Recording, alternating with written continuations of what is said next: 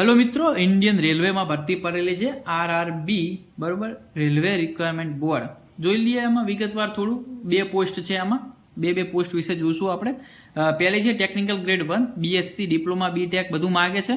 ક્વોલિફિકેશનમાં 180 vacancy છે, પરંતુ technical grade 3માં 10 પાસ પ્લસ આઈટીઆઈ માગે છે અને 6000 વેકન્સી છે, બરોબર. તો આઈટીઆઈ થોડું નોટ કરજો, બરોબર.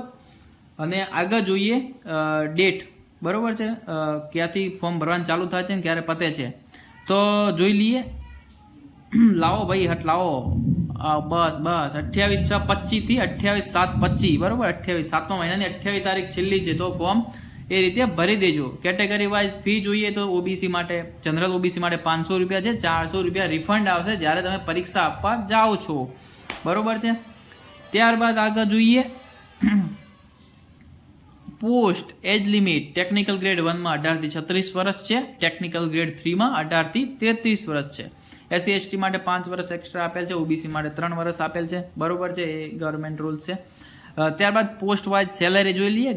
ગ્રેડ 1માં 29,200 અને ટેકનિકલ ગ્રેડ 3માં 19,900, બરોબર. આઈટીઆઈ 19,900 રૂપિયા સેલેરી, બરોબર. ઠીકઠાક, બરોબર હે. બસ પત્યું, આટલું જ માહિતી છે જે વિડીયોમાં હતી મેં તમને બતાવી દીધી.